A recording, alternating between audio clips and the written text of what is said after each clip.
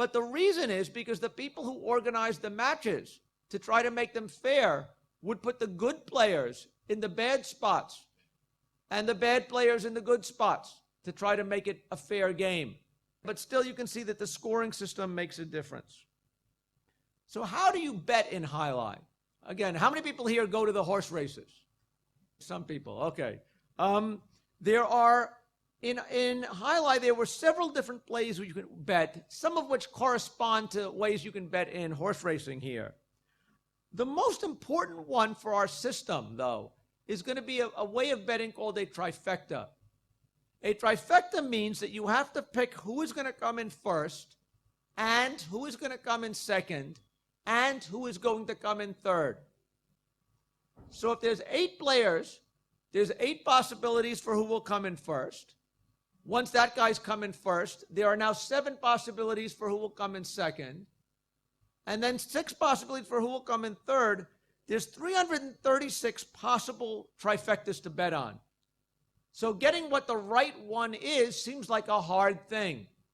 And so trifecta bets pay off a lot of money if you win, but they're pretty hard to win because there's a lot of different betting outcomes.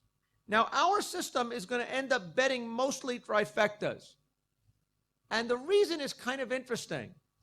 It turns out that people are very good, Jai Alai fans or no doubt horse racing fans, are pretty good at knowing how good the best horses are and who might win on a particular night.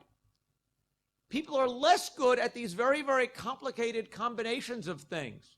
And so that's where it turns out that the betting opportunities for us would arise in.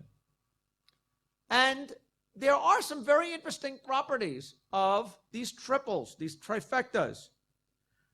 If all players are equally skillful, certain of these trifectas will come in 1,000 times more often than others, just on the basis of the scoring system.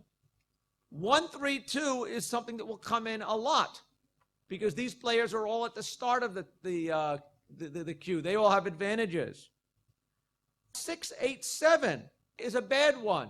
All of those are at the bottom of the list. For them all to do well, somehow, all the top players have to somehow always lose, and all the bottom players always win, which is very hard when they have to beat each other in order to win.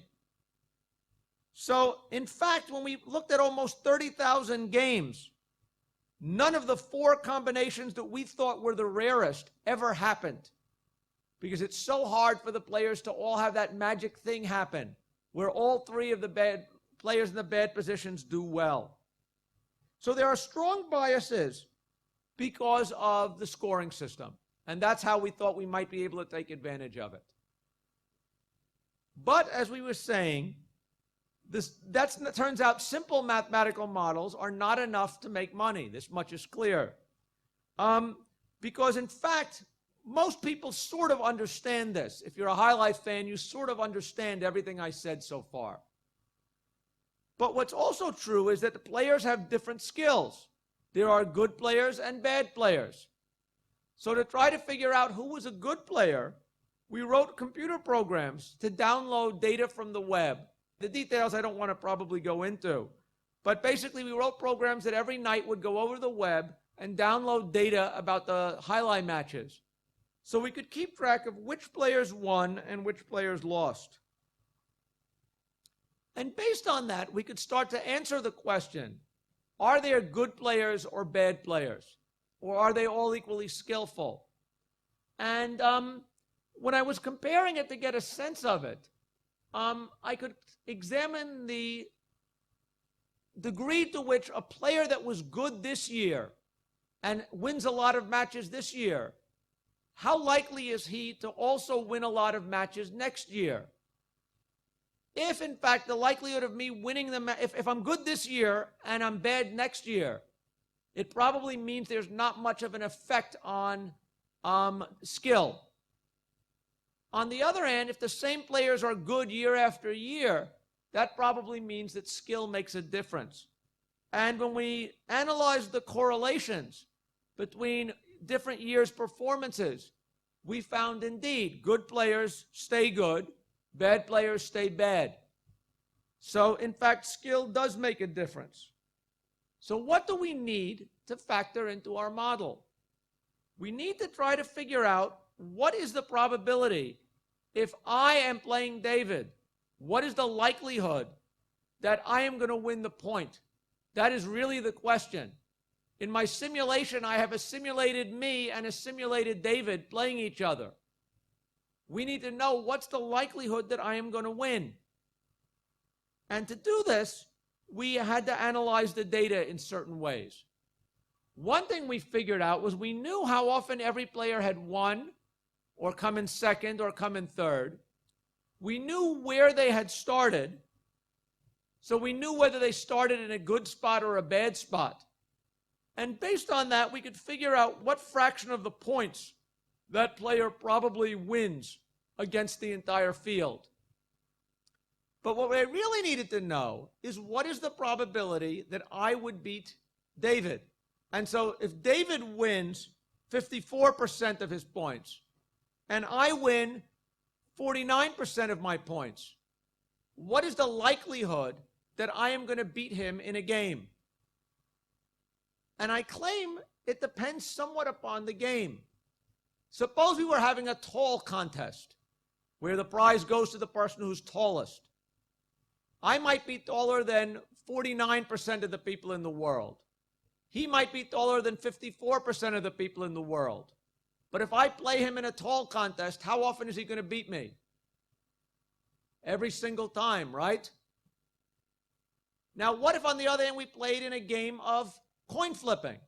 He may have won 54% of the time. I may have won 49% of the time. But in that game, we really have a 50-50 chance against each other. Does everybody see that? So we need to somehow define a function that is going to reflect what the properties of the game are and somehow map our score differences to what is the probability that I will beat you. And I think I'm not going to give you the details, but basically this was the probability function that we used. It was a way of taking the probability that he won against the field and the probability that I won against the field and some parameter A, okay, alpha here. And that would enable me to then figure out what was the probability I would beat him in a particular game. And so now from analyzing the past statistics and using this function, now I have the probability that I can win, who's going to win every point. I can now use that in every single one of those millions games I simulate and figure out the exact probability that every player is going to win that match. Am I now ready to make money? So now from this point, I know what is the probability that everybody's going to win. But unfortunately, that's not yet enough to make money. Because I need to know not who's going to win, but I need to know how much is it going to pay if that player wins. When you go to the horse racing, which you guys are familiar with here, right? You buy a ticket. You bet on, Blue Magic to win. The price that it pays is not really known at the time you buy the ticket. It's because of something they use called the parimutuel system here. The price that you get paid when you win a horse racing bet is they take all the money that was bet, they put it in a pool.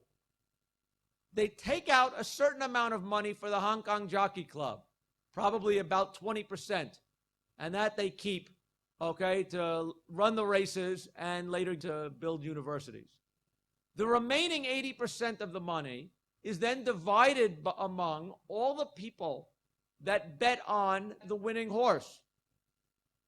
So it's not enough to sort of know whether or not my horse is going to win. The question of whether or not it's a good bet depends upon how many other people are also going to bet on that horse. So casinos do not use a parimutuel system. When you go to a roulette wheel, you know that when you bet on red, if you win, you will get twice your money.